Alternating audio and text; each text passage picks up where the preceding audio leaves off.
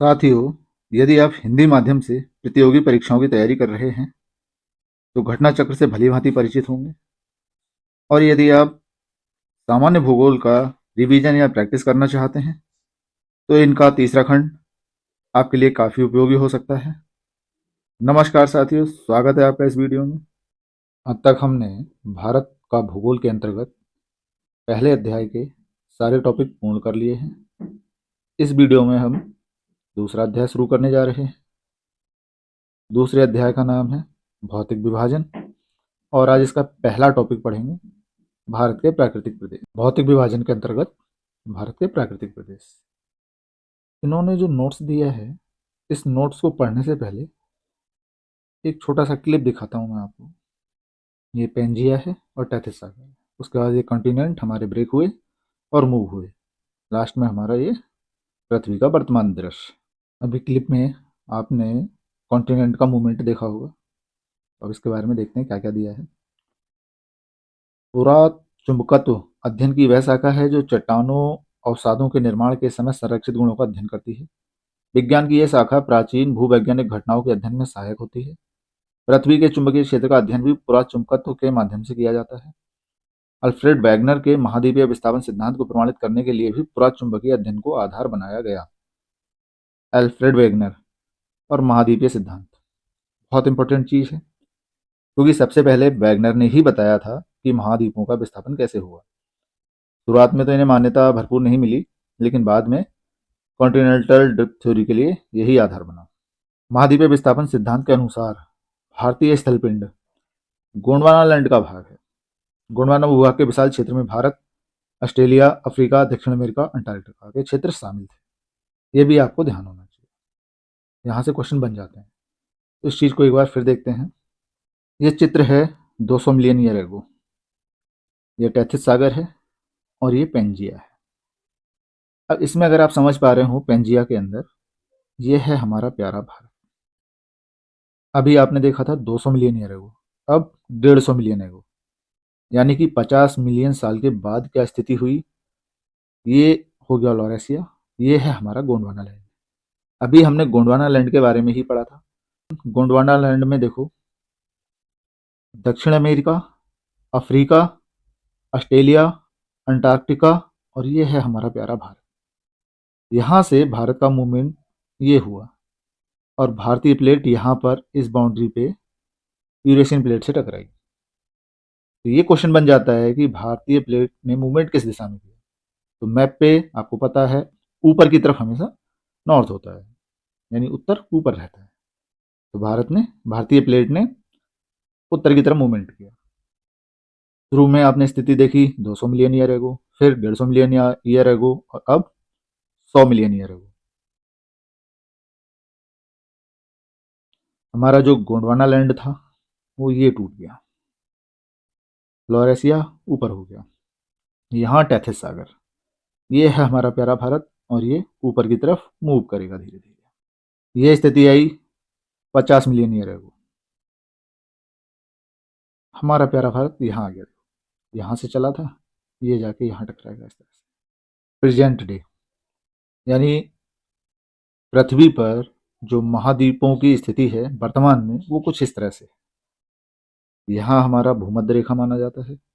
हमने अभी गोंडवाना लैंड के बारे में पढ़ा था। गोंडवाना लैंड में हमारा क्या था, south America, Antarctica, Africa, Australia और इंडिया, ये हमारे गोंडवाना लैंड के पार्ट थे। इसके बारे में ही इस टॉपिक में चर्चा है, और मेन चर्चा तो हमारा इंडिया का जो भौतिक विभाजन है। अब यहाँ इन्होंने ये भी बता दिया है कि वर्तमान से 50 मिलियन साल बाद क्या होगा, वो देखिएगा। दक्षिणी अमेरिका और पश्चिम को जा रहा है, उत्तरी अमेरिका उत्तर की तरफ जा रहा है, अंटार्कटिका और नीचे को है, ऑस्ट्रेलिया ऊपर को है, इंडिया देखो कितना ऊपर को सिकुड़ जाएगा। अफ्रीका में मूवमेंट थोड़ा कम है। ये वर्तमान से 50 मिलियन साल बाद का इन्होंने फोरकास्ट किया। अब आपको आइडिया आ गया होगा गोंडवाना लैंड क्या है और इसमें क्या क्या चीज़ें शामिल थी और वो कहाँ कहाँ थी। आगे इन्होंने कहा मध्यवर्ती मध्यजीवी कल्प में संवहनीय धाराओं द्वारा गोंडवाना लैंड को अनेक टुकड़ों में विभाजित कर दिया गया। इस विभाजन के फलस्वरूप भारतीय प्लेट गोंडवाना भूमि से अलग होने के बाद उत्तर दिशा की ओर विस्थापित होने लगी। ये इंपॉर्टेंट चीज़ है, पूछी जाती है। एक चीज़ समझने वाली और है, संवहनीय धाराएं। ये कहाँ से आई? हमारी पृथ्वी जो है वो एक ठोस गोलीय पिंड है जिस पर हम रहते हैं। ये पूरी तरह से ठोस है, हम जानते हैं, लेकिन इसकी संरचना जब पढ़ेंगे तब पता लगेगा कि ऊपर की परत इसकी ठोस है, केंद्र ठोस है, उसके बीच में लिक्विड है। तो जो इसका मध्य भाग है लिक्विड, जैसे ये हमारी पृथ्वी हुई, ये इसका क्रोड है, तो ये जो ऊपर का एरिया है ये ठोस है जिस पे हम रहते हैं, ये केंद्र ठोस है, और ये बीच वाला सब लिक्विड है। तो इस लिक्विड के अंदर ये संवहनीय धाराएं बनती हैं। अंदर जो इसमें लिक्विड होता है, फ्लूइड है, वो इस परत को तोड़ के ऊपर आता है और उसको हम कहते हैं ज्वालामुखी। तो जिस जगह से ये निकलता है वो आकृति ज्वालामुखी, और ज्वालामुखी से जो निकलता है उसको हम कहते हैं लावा। अंदर जो है इसको कहते हैं मैग्मा। अंदर जो मैग्मा उपस्थित है उस मैग्मा में संवहनीय धाराएं बनती हैं। और ऊपर जो हमारा ये सरफेस है ये कई सारी प्लेटों में डिवाइड है। तो जब ये मैग्मा में संवहनीय धाराएं बनती हैं तो उन धाराओं की वजह से ऊपर की जो प्लेटें हैं वो मूवमेंट करती हैं, और प्लेटों के ऊपर ये देश बने हुए हैं अलग अलग। उत्तर दिशा की ओर विस्थापन के परिणाम स्वरूप भारतीय प्लेट अपने से अधिक विशाल प्लेट यूरेशियन प्लेट से टकराई। उत्तर में यूरेशियन प्लेट थी, उससे टकरा गई भारतीय प्लेट। भारतीय प्लेट कहाँ टकराई? यूरेशियन प्लेट से। ये भी क्वेश्चन आता है। इस टकराव के कारण इन दोनों प्लेटों, भारतीय तथा यूरेशियन प्लेट के बीच स्थित टैथिस सागर के अपसादी चट्टान वलित होकर हिमालय तथा पश्चिम एशिया की पर्वतीय श्रृंखला के रूप में विकसित हो गए। यानी हिमालय बहुत ही नवीन पर्वत है। यहाँ हमारी यूरेशियन प्लेट थी, यहाँ से हमारी जो इंडियन प्लेट गई, तो इंडियन प्लेट की स्थिति कुछ ऐसी थी, इस तरह से। तो सबसे पहले हमारा ये कश्मीर वाला हिस्सा जो है ये टकराया, उसके बाद इसने फिर इस तरह से रोटेशन लिया और फिर पूर्वी हिमालय वाला एरिया यहाँ टकराया। तो बीच में जो टेथिस सागर था उसके जो अवसाद थे, तो जैसे जैसे ये ऊपर गया तो ये बैलित होते गए और ऊपर उठते गए, जिससे हमारा हिमालय का फॉर्मेशन हुआ। और हिमालय से जब नदियां आई तो बाद में सिंधु, गंगा, यमुना, इन नदियों का मैदान बना। हिमालय की पूरी श्रृंखला एक युवा स्थलाकृति है, ये भी क्वेश्चन बन जाता है। इसमें ऊंचे शिखर, गहरी घाटियां तथा तेज बहने वाली नदियां, हिमालय के तराई क्षेत्र में पाताल तोड़ कुएं पाए जाते हैं। ये क्वेश्चन भी आता है, कहाँ पाए जाते हैं? तराई क्षेत्र में। तथे सागर के हिमालय के रूप में ऊपर उठने तथा प्रायद्वीपीय पठार के उत्तरी किनारे के नीचे धंसने के कारण एक वृत्त द्रोणी का निर्माण हुआ। समय के साथ साथ ये बेसिन उत्तर के पर्वतों और प्रायद्वीपीय पठारों से बहने वाली नदियों के अवसादी निक्षेपों द्वारा भर गया। तो जो मैंने यहाँ बताया था, ये हमारी यूरेशियन प्लेट थी। इंडियन प्लेट जब यहाँ गई तो बीच में जो गैप बना था, इस तरह से ये हमारी प्लेट टकरा गई थी। बीच में टैथिस सागर था, ये बलित हुआ, हिमालय बना। उसके बाद बीच में इसने जो नदियों से मलबा आया उससे पाट दिया। तो वही चीज़ इन्होंने कही यहाँ पर कि टैथिस सागर के हिमालय के रूप में ऊपर उठने तथा प्रायद्वीपीय पठार के उत्तरी किनारे के नीचे धंसने, क्योंकि यूरेशियन प्लेट बड़ी थी, इंडियन प्लेट छोटी थी, तो ये किनारे हमारे इस प्लेट के नीचे धंस गए। ये वृत्त द्रोणी का निर्माण हुआ। समय के साथ साथ यह बेसिन उत्तर के पर्वतों एवं प्रायद्वीपीय पठारों से बहने वाली नदियों के अवसादी, ऊपर से जो नदियों से निक्षेप आए हमारे हिमालय से, उनके अवसादी निक्षेप से। अच्छा, इधर प्रायद्वीपीय पठार से, इससे भी नदियां बहती हैं। जो हमारी इधर से सोन है, चंबल है, ये प्रायद्वीपीय पठार से ऊपर को जाती हैं, और गंगा, यमुना ये ऊपर से आती हैं। तो बीच में ये सब बेसिन बन गया और बाद में अवसादी निक्षेपों से धीरे धीरे भर गया। इस प्रकार जलोढ़ निक्षेपों से निर्मित एक विस्तृत समतल भूभाग भारत के उत्तरी मैदान के रूप में विकसित हो गया। यानी भारत का उत्तरी मैदान कैसे बना, ये चीज़ बताइए। इस चीज़ को थोड़ा समझने के लिए एक बार हम मैप पे चलते हैं। यह है हमारा इंडिया फिजिकल। इसमें ये हिमालय का एरिया है और ये हिमालय का एरिया है। इसको पश्चिम का एरिया कहते हैं, इसको पूरब का एरिया, ये हिमालय हुआ। उसके बाद यहाँ थार डेजर्ट है, ये हमारे कोस्टल एरिया हैं, और ये दो हमारे द्वीपीय एरिया हैं। ये अंडमान है और इधर हमारा लक्षद्वीप है। ये वाला हमारा पूर्वी तट, ये पश्चिमी तट। तो भारत के पश्चिम में तो पश्चिमी तट, पूरब में तो पूर्वी तट। इसके बाद यहाँ हमारा प्रायद्वीपीय पठार है। अब ये तो नेपाल का एरिया है। इसको थोड़ा जूम करते हैं। अभी तो बेसिक भौतिक विभाजन है, बाकी जब और डिटेल में पढ़ेंगे तो समझेंगे इस चीज़ को बढ़िया तरीके से। देखो, यहाँ पर हमारी ये नदियाँ बह रही हैं इस तरह से, ये हिमालय से आ रही हैं, ये मलबा लेके आई, बाकी इधर से नदियाँ बह रही हैं। ये हमारी यूरेशियन प्लेट थी, ये इंडियन प्लेट का मूवमेंट हुआ, यहाँ हिमालय का फॉर्मेशन हुआ। उसके बाद ये नदियाँ इधर से आईं, ये नदियाँ इधर से गईं और इसको इन्होंने पाट दिया। ये बात हो रही थी अभी। अभी ये मोटा-मोटा है, बाकी डिटेल में जब पढ़ेंगे तो और अच्छे से समझेंगे इस चीज़ को। भूगर्भीय रूप में प्रादीपीय पठार पृथ्वी की सतह का प्राचीनतम भाग है। प्रादीपीय पठार जो है प्राचीनतम भाग है, क्योंकि नीचे से जो प्लेट गई थी उसका पार्ट है। प्रादीपीय भाग भारत का सर्वाधिक स्थिर भाग, ये भी ध्यान रखना। जो प्रादीपीय भाग है भारत का वो स्थिर है, इसमें भूकंप ज्वालामुखी बहुत कम है, ना के बराबर। प्रादीपीय पठार आग्नेय तथा रूपांतरित सैलों वाली कम ऊंची पहाड़ियों एवं चौड़ी घाटियों से बना है। तो रूपांतरित और आग्नेय शैली, ये भी ध्यान रखना प्रादीपीय पठार में। मेघालय पठार प्रादीपीय पठार का वही सही है। मेघालय पठार प्रादीपीय पठार का भाग है। ये क्वेश्चन आता है, इंपॉर्टेंट चीज है, ध्यान रखिएगा। ये कहाँ की बात कर रहे हैं, एक बार मैप पे दिखाते हैं। ये हमारा प्यारा भारत, इस एरिया में हमारा प्रायद्वीपीय पठार है और ये है मेघालय। तो ये क्वेश्चन अक्सर आता रहता है, ये मेघालय जो है ये भी इसी का पार्ट है, प्रायद्वीपीय पठार का। जबकि ये लगता हमें पूर्वी हिमालय में है, ये पूर्वी हिमालय का भाग नहीं है, पठार का भाग है। यह एक समतल भूमि है जो भ्रंशन के कारण भारतीय प्रायद्वीप से मालदा गैप द्वारा पृथक हो गया। भ्रंशन के कारण अलग हुआ है, और किससे अलग हुआ, मालदा गैप द्वारा। ये भी क्वेश्चन बनता है, मेघालय पठार मालदा गैप द्वारा पृथक हुआ। भारत के पश्चिमी तट का निर्माण भूमि के उत्थान एवं निर्गमन के कारण हुआ। पश्चिमी तट, क्योंकि जब प्लेटों का मूवमेंट हुआ, पहले हमारा कश्मीर साइड वाला जो पश्चिम हिमालय का किनारा है वो गया, उससे टकराया यूरेशियन प्लेट से।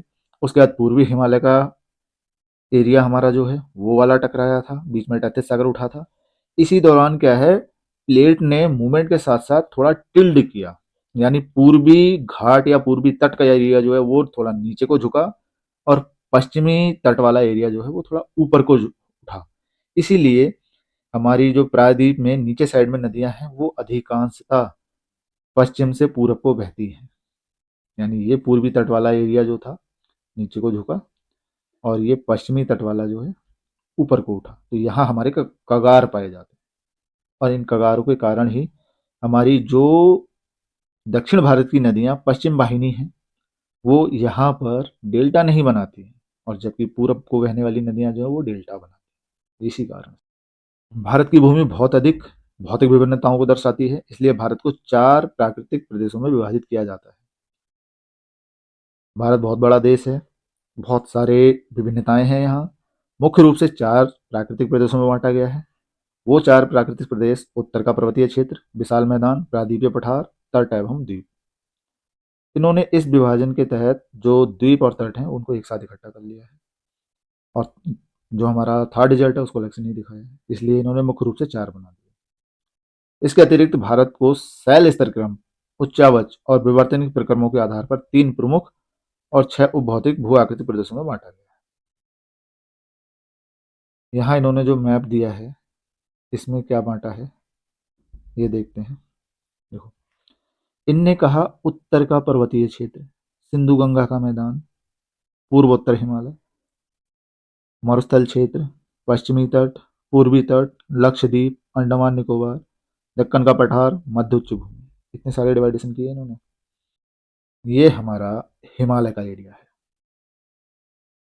ये हमारा मध्य गंगा मैदान बोलते हैं, ये पूर्वी तट, ये पश्चिमी तट, ये द्वीप हो गए, ये प्रायद्वीपीय पठार हुआ, और ये मरुस्थल का क्षेत्र। ये इसका भौतिक विभाजन है।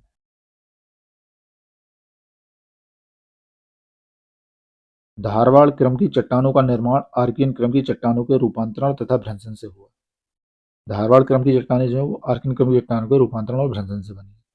ये शिलाएं अत्यधिक धात्विक हैं, जिनमें सोना, लोहा, मैग्नीज, अभ्रक, कोबाल्ट, क्रोमियम, तांबा, टंगस्टन, सीसा आदि खनिज प्राप्त होते हैं। कोडप्पा क्रम की चट्टानों का निर्माण धारवाड़ क्रम की चट्टानों के बाद हुआ, यानी कोडप्पा क्रम की चट्टानें धारवाड़ क्रम के बाद में बनी है। विंध्यन क्रम की चट्टानों का निर्माण कोडप्पा क्रम की चट्टानों के बाद हुआ। विंध्यन क्रम की चट्टानें, इनका निर्माण कोडप्पम के बाद हुआ। इनमें चूना पत्थर, बलुआ पत्थर, चीनी मिट्टी तथा वर्ण मिट्टी प्राप्त होती है। विंध्य क्रम की चट्टानों के काफी समय बाद गोंडवाना क्रम की चट्टानों का निर्माण। भारत का अधिकांश कोयला गोंडवाना क्षेत्र से ही आता है। ये इंपॉर्टेंट चीज है, पूछा जाता है। इस क्षेत्र का कोयला उच्च श्रेणी का होता है। यहाँ सर्वाधिक बिटुमिनस कोयले की प्राप्ति होती है। सर्वाधिक बिटुमिनस कोयले की, ये भी पूछा जाता है। इसमें सल्फर की मात्रा न्यून होती है। अच्छा, सबसे उच्च क्वालिटी का कोयला कौन सा होता है? एंथ्रेसाइट। अब ये चीजें बाद में डिटेल में पढ़ेंगे।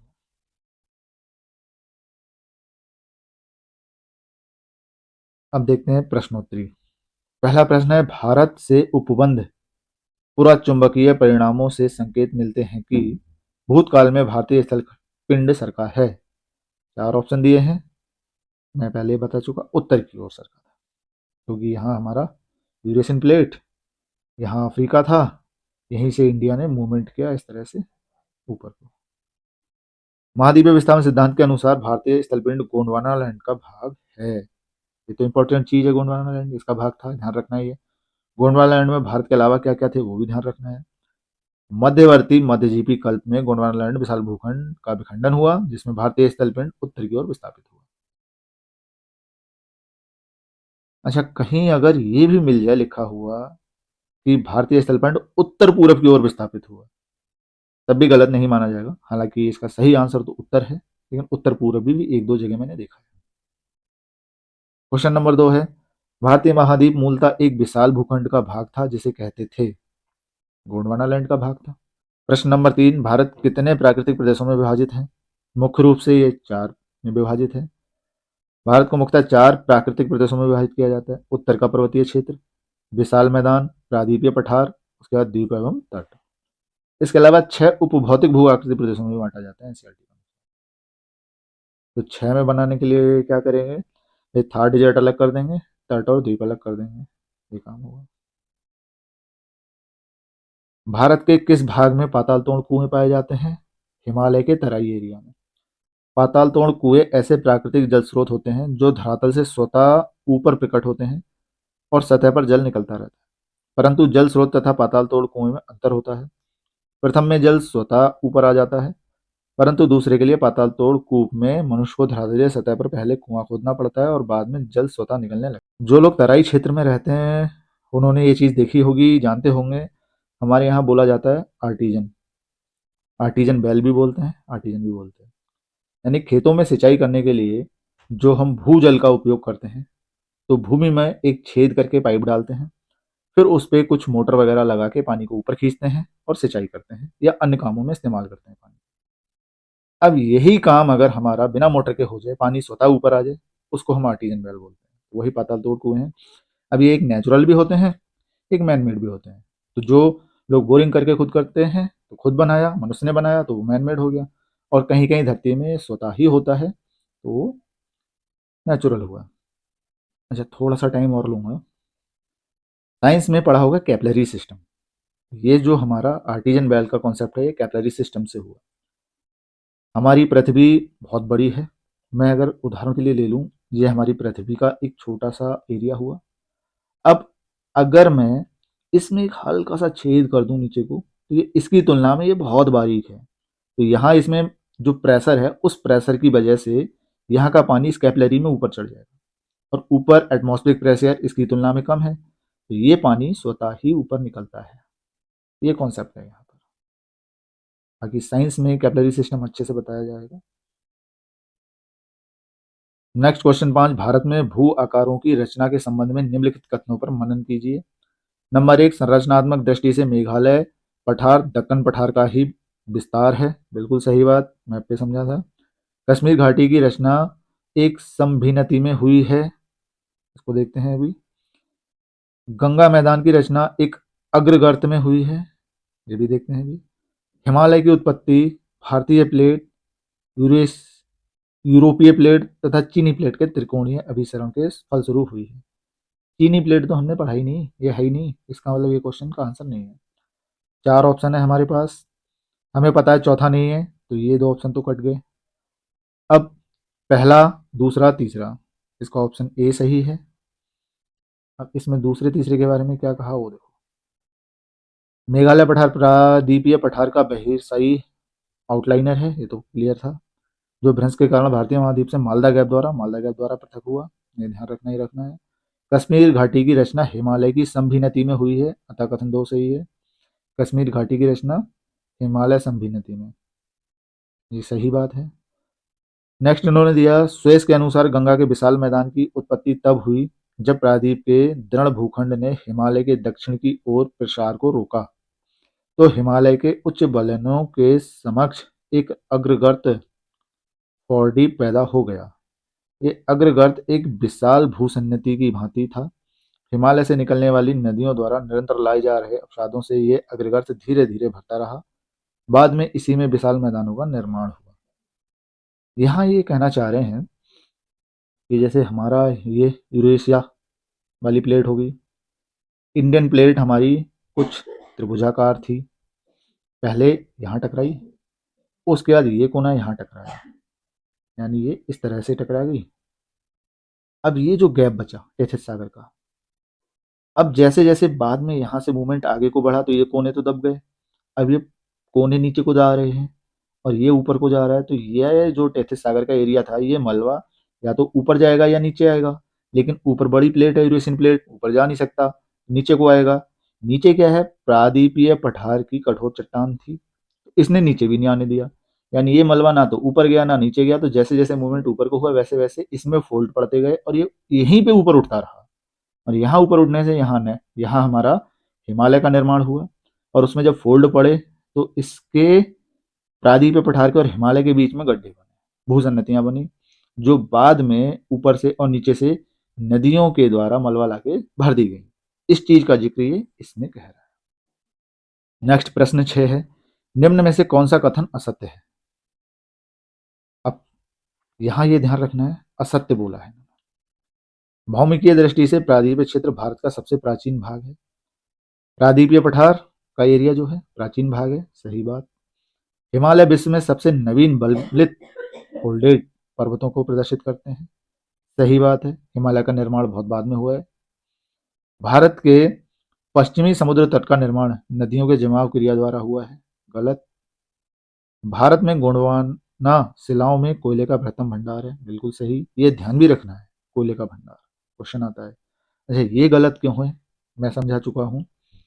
जो हमारा ये भारत था, जब ऊपर का मूवमेंट चल रहा था और ये दोनों कोने हमारे टकरा गए थे, मूवमेंट ऊपर को हो रहा था, उसी दौरान इस प्लेट के इस हिस्से का थोड़ा टिल्ट हुआ नीचे को, यानी ये एरिया नीचे दबा था, ये ऊपर उठा था, तो यहाँ पर क्या कगार बन गई और अधिकांश नदियां इधर को बहती हैं, पूरब को, पश्चिम को कम बना जाती हैं, और पश्चिम को जो जाती हैं वो डेल्टा नहीं बनाती, पूरब को जो जाती हैं वो डेल्टा बनाती हैं। वही चीज इन्होंने यहाँ कहा, भारत के पश्चिमी समुद्र तट का निर्माण नदियों की जमाव क्रिया द्वारा हुआ, नहीं, गलत बात, क्योंकि वो तो हमारा कगार हुआ मूवमेंट की वजह से, नदियां पश्चिम में जाती ही कम है। इन्होंने जो डिस्क्रिप्शन में दिया है, भारत के पश्चिमी तट का निर्माण नदियों की जमाव क्रिया द्वारा नहीं बल्कि भूमि के उत्थान एवं निर्गमन के कारण हुआ। वही भूमि का उत्थान और निर्गमन के कारण हुआ है उसका निर्माण, ये याद रखना है भाई, जमाव क्रिया द्वारा नहीं हुआ है। भारत में कोयले के विशाल भंडार गोंडवाना सालों में पाए जाते हैं। हिमालय विश्व में सबसे नवीन बलित पर्वत है, ये ध्यान रखना है। नेक्स्ट प्रश्न 7 है, सूची 1 को सूची 2 के साथ सुमेलित कीजिए और सूचियों के नीचे दिए गए कूट का प्रयोग कर सही उत्तर का चयन कीजिए। सूची 1, दक्कन ट्रैप, पश्चिमी घाट, अरावली, नर्मदा ताप्ती, जलोढ़ निक्षेप। सूची 2 में है उत्तर नूतन, प्री कैम्ब्रियन, क्रिटेशियस, आदि नूतन, कैम्ब्रियन, अत्यंत नूतन। अब इसको मैच करना है, कौन सा कहाँ मैच होगा। इसमें अगर आपको कुछ भी समझ में नहीं आ रहा है तो आप एक चीज देखिएगा, अत्यंत नूतन मतलब नवीन, बहुत ज्यादा नया। इस क्रम में देखिएगा सबसे नया कौन सा हो सकता है, दक्कन ट्रैप, पश्चिमी घाट, अरावली, नर्मदा ताप्ती, जलोढ़ निक्षेप। तो जो हमारा प्लेटों का मूवमेंट है उसमें आप अगर क्रम समझेंगे, आपको पूरी कहानी याद होगी तो आपको पता होगा कि जब हिमालय का निर्माण हो गया, निक्षेप उसके बाद हुआ, तो निक्षेप सबसे बाद में हुआ होगा, यानी डी को 5 से मिला दो। अब हमारे 2 ऑप्शन गेट गए, सिर्फ 2 बचे। इसके बाद बाकी देखो, किससे किसको मिलाना है। नूतन का मतलब नवीन हुआ, अत्यंत नूतन यानी अत्यंत नवीन, उत्तर नूतन यानी अत्यंत नवीन से पहले होगा उत्तर नूतन। तो नर्मदा ताप्ती जलोढ़ से पहले क्या क्रिया हुई होगी? वो पश्चिमी घाट दक्कन ट्रैप अरावली में से। यहाँ आपको पता होना चाहिए अरावली बहुत पुरानी श्रेणी है, जिसके इस समय जो पर्वत हैं उनको अपशिष्ट पर्वत कहा जाता है। इसका मतलब अरावली हमारी 2 और 3 में से होनी चाहिए। ऑप्शन में भी देखो तो C 2 से मिला है, यानी अरावली 2 से मिल गई। अब बच रहा है दक्कन ट्रैप और पश्चिमी घाट। पश्चिमी घाट का निर्माण प्लेट मूवमेंट के दौरान जब उसमें थोड़ा टिल्ट हुआ था तब हुआ था, उत्थान और निर्गमन के कारण। तो अब ये जो हमारे कैम्ब्रियन, क्रिटेशियस, प्री कैम्ब्रियन, ये तो पुरानी चीजें हुई। तो पश्चिमी घाट हमारा होगा उत्तर नूतन। अब बचा एक दक्कन ट्रैप, तो दक्कन ट्रैप हमारा है क्रिटेशियस काल से। इस तरह से हमारा ऑप्शन बी सही है। यहाँ इन्होंने दिया है दक्कन ट्रैप की उत्पत्ति क्रिटेशियस काल के अंतिम चरण में, पश्चिमी घाट की उत्पत्ति सीनोजोइक उत्तर नूतन काल में, अरावली पर्वत की उत्पत्ति प्री कैम्ब्रियन युग में, नर्मदा ताप्ती जलोढ़ निक्षेप अत्यंत नूतन काल। इसमें आपको ये चीज ध्यान रखनी है, अरावली की उत्पत्ति। ये क्वेश्चन अक्सर पूछ लिया जाता है। क्वेश्चन 8 है, केरल का कुट्टानाड या कुट्टानाडु प्रसिद्ध है। भारत का न्यूनतम ऊंचाई वाला क्षेत्र, बहुत ही इंपॉर्टेंट है, कई जगह पूछा जाता है।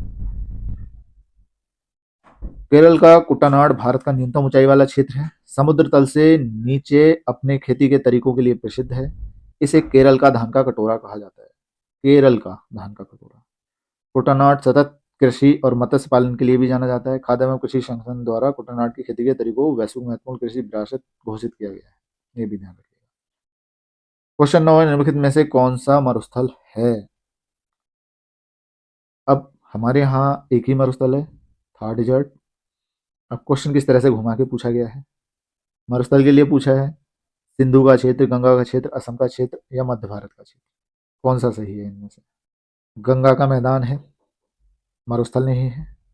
मध्य भारत, गंगा यमुना का ये मैदान है, नहीं है। असम पूर्वोत्तर में गया, नहीं है। सिंधु, सिंधु हमारी यहाँ से ऊपर को जाती है और ऐसे आती है, अरब सागर में गिरती है, ये पाकिस्तान में बह रही है, यहाँ हमारा थार डेजर्ट है, यानी ये सिंधु का एरिया ही काउंट होता है अरावली से पश्चिम साइड में। भारत का विशाल मरुस्थलीय भाग थार मरुस्थल, ये भी याद रखिएगा। हमारे यहाँ का जो मरुस्थल है उसका नाम थार है, जिसका विस्तार भारत के राजस्थान राज्य तथा पाकिस्तान में लगभग 2 लाख वर्ग किलोमीटर विस्तारित इस क्षेत्र के पश्चिम में सिंधु द्वारा सिंचित क्षेत्र है।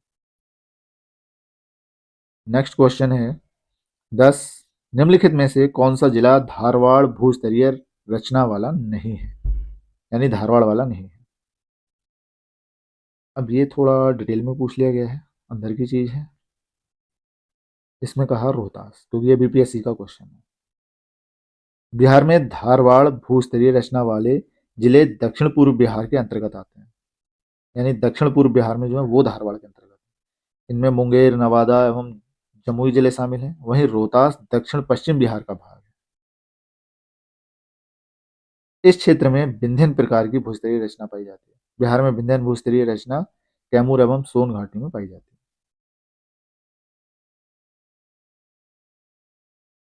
नेक्स्ट क्वेश्चन 11, निम्नलिखित में से कौन सी चट्टान प्रणाली भारत में नवीनतम है? विंध्यन, कुडप्पा, धारवाड़ या गोंडवाना? हमने जो क्रम पढ़ा था उसमें विंध्यन, कुडप्पन, धारवाड़, गोंडवाना में सबसे लास्ट में हमारा गोंडवाना आया था, यानी सबसे नवीन गोंडवाना है। डिटेल पढ़ लेते हैं। धारवाड़ क्रम की चट्टानों का निर्माण आर्किन क्रम की चट्टानों के रूपांतरण तथा घर्षण से हुआ। धारवाड़ आर्किन वालों से हुआ, यानी आर्किन पुरानी है। ये शिलाएं अत्यधिक धात्विक, जिनमें सोना, लोहा, मैग्नीशियम, अभ्रक, कोला, क्रोमियम, तांबा, टंगस्टन, सीसा आदि खनिज पाए जाते हैं। कुडप्पा क्रम की चट्टानों का निर्माण धारवाड़ क्रम से, यानी कुडप्पा के बाद में धारवाड़ आया, यानी सबसे पहले हमारा आर्कियन था, आर्कियन के बाद धारवाड़ आया, धारवाड़ के बाद कुडप्पा आ गया। विंध्यन क्रम की चट्टानों का निर्माण कुडप्पन क्रम से, यानी विंध्यन उसके बाद आ गया 4 नंबर पे, जिनमें चूने पत्थर, बलुआ पत्थर, चीनी मिट्टी तथा बर्न मिट्टी प्राप्त होती है। विंध्यन क्रम की चट्टानों के काफी समय बाद गोंडवाना क्रम की चट्टानों का निर्माण, यानी विंध्यन के बाद गोंडवाना आ गया नंबर 5। भारत का अधिकांश कोयला गोंडवाना क्षेत्र से ही प्राप्त होता है। इस क्षेत्र का कोयला उच्च श्रेणी का होता है। यहाँ सर्वाधिक बिटुमिनस कोयले की प्राप्ति होती है, जिसमें सल्फर की मात्रा न्यून होती है। तो गोंडवाना सबसे नवीन हो गया इस क्रम में, देखो 5वें नंबर पे आया है। कोयला बहुत अच्छी क्वालिटी का होता है। जब कोयले के बारे में पढ़ेंगे तब इसके बारे में डिटेल से बताएंगे। नेक्स्ट क्वेश्चन 12 है, निम्नलिखित कथनों को पढ़कर सही विकल्प का चुनाव करें। नंबर 1, जेडी डाना ने भारतीय उपमहाद्वीप के चट्टानों के भूगर्भीय इतिहास के लिए एक विशेष भूगर्भीय समय मापक तैयार किया। नंबर 2 है, भूगर्भीय समय मापक के अनुसार भारतीय चट्टानों को आर्कियन, पौराणिक, द्रविड़ियन तथा आर्यन युग में विभाजित किया जाता है। अब यहाँ देखो, इन्होंने कहा कथन एक असत्य है परंतु दो सत्य है। उसके बारे में नीचे बताया है। भूगर्भीय समय मापक के अनुसार भारतीय चट्टानों को आर्कियन, पौराणिक, द्रविड़ियन तथा आर्यन युग में विभाजित किया जाता है। भारतीय भूगर्भिक समय मापक टी.एस. हॉलैंड द्वारा लाया गया, ये ध्यान रखिएगा। यहाँ इन्होंने दिया है जेडी डाना नहीं, टी.एस. हॉलैंड है। नेक्स्ट क्वेश्चन 13 है, गंगा के मैदान को ... के रूप में वर्णित किया जाता है। पेडी प्लेन, पेनी प्लेन, जियोसिंक्लाइन, कास्ट प्लेन उपयुक्त में से कोई नहीं। ये जियोसिंक्लाइन है, नीचे दबा हुआ। गंगा के मैदान को एक जियोसिंक्लाइन या भू अभिनति गर्त के रूप में वर्णित किया गया है। इसका निर्माण मुख्य रूप से हिमालय पर्वतमाला निर्माण की प्रक्रिया के तीसरे चरण में हुआ। भू अभिनति गर्त है, जियोसिंक्लाइन, गंगा का मैदान, ये ध्यान रखिएगा। इसके साथ हमारा पहला टॉपिक पूर्ण होता है। आशा करते हैं इस वीडियो में दी गई जानकारी आपके लिए काफ़ी उपयोगी साबित होगी। बाकी वीडियो में यहाँ तक बने रहने के लिए बहुत बहुत धन्यवाद।